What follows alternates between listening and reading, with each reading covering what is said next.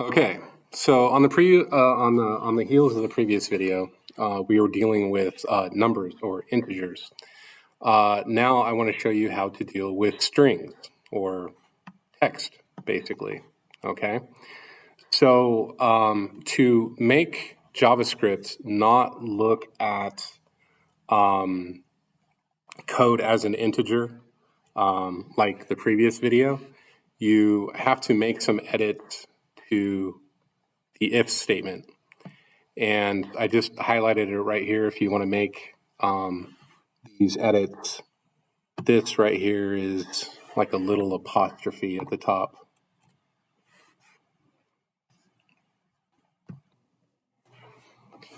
So it's kind of like, it's not the apostrophe down by the quotes, but if you look on your keyboard across the top, 1, 2, 3, 4, on the left, you should have a key that's the tilde, so the accent mark. So let me show you.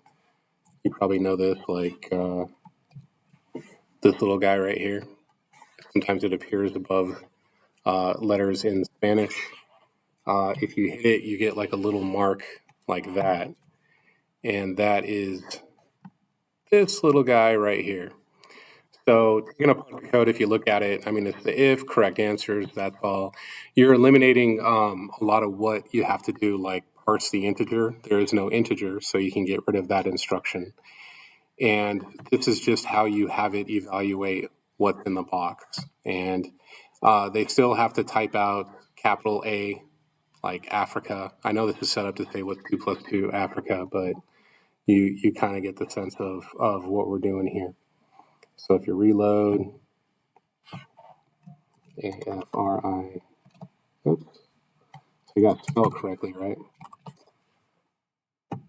And empty answers obviously are wrong and stuff like that. And it still follows the same convention.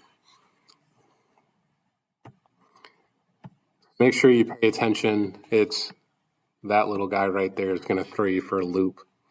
So make sure you just edit your code in the proper place to evaluate.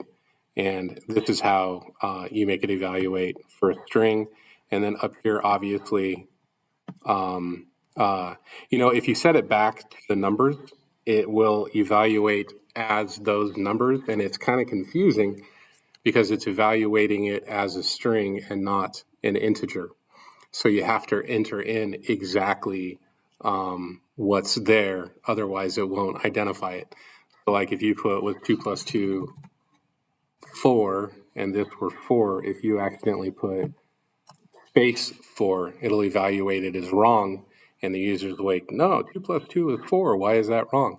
Because it's evaluating it as a string when you need to evaluate it as an integer. So to evaluate strings, you take out that parse integer and you replace it with this code here.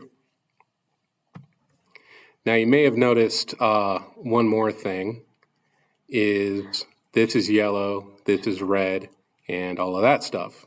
So that is a function of CSS. And what I did is I put a class in the input box and I just called it input.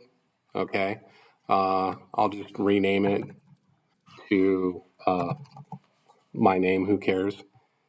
And remember, it is a class, not Clayson, but it is a class, so you put a period right here. And then you can just apply whatever you want. So I made the background red, the font color is going to be yellow, I can make it bold, I can make the font size bigger. Font weight is making this bolder so it's more visible, so I can add more weight. So like, say, 10, and I put that in there, and it's a little bit bolder, not too much. And then I changed the width of the box and the height of the box. And this is going to come in handy when you do the assignments. You're going to create not a math quiz, but a map quiz. There are a couple of other quizzes too. So I have a map quiz you're going to do and a water cycle quiz. And so obviously, so first step, change the code so you can evaluate strings. You can style your input box, but let me show you one more thing. So you have style up here. And if for this assignment, you're going to need to move these boxes to different parts of the screen. Let me show you how to do this. Now, when we first started CSS, I said never, ever, ever use inline style. Well, this is one of the cases where you want to use inline style. So I have a class which is going to style all of these if I apply the class. So here's this class. I didn't apply the class here, but if I go class equals Clayton, it should apply all of those properties to that second box. And there it is right there. But you can add a class, but you can also add inline style. Okay, so first thing you want to do is you add style. So you're going to specify the style. And when you do inline style like this, it overrides all the other style that you put in there. So for this single input box, even though it's red, I can say it's blue. So let me put that back. There we go. So right now it's broken, but that's because it's incomplete code. But I can make this box should be, well, here. This box will be red. There we go. And with inline style, if I wanted to, I could make it blue or change the font color or whatever. But whatever you put in here will override the style you put up here. So let's go ahead and get cracking on this. Oops. So I'm going to put in style, if I spell it correctly. There we go. And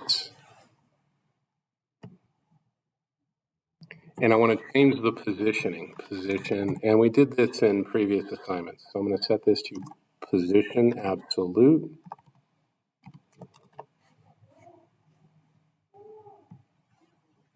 So I have position absolute, semicolon, and I'm just going to copy and paste the rest of it in. There we go. And it's kind of like, if you think about it, up here, you have the value, you have the property, and then the value, property, and then the value. It's kind of the same thing here. You have the property and the value, semicolon, property, value, semicolon, and so on and so on. So I'm going to move this box. So remember, absolute positioning, the browser, quote unquote, sort of ignores it, and you put it, it's almost as if you tore it off like a Post-it note and you pasted it back on the page in a spot you specified. So this box should move in whatever direction I specified. There it is. And if you can do that with one box and it works, you can do it with other boxes. You can just copy and paste the style over. And so we're going to move this second box. And I don't want to pile it right on top, so I'm just going to just put in some, dummy values. And 300 by 300. And this one moves over too. And you can do this for any box you create. And that pretty much is it to complete the assignment. I'm going to show you, let me show you this right here. This is what you're going to want. So I've loaded the picture in there. And what you're going to do is you're going to create basically a quiz where us students, or maybe like a fourth grader who's learning the continents, has to correctly identify the continents and then move on. So you can see that this would be a background picture, and then you have the text boxes moved across. It's an iterative process, meaning you're going to move a text box and it's not going to quite fit, so you got to continually kind of like adjust it and knock it over. And I highly recommend you make this a background photo, and I'm going to leave that to you to figure out.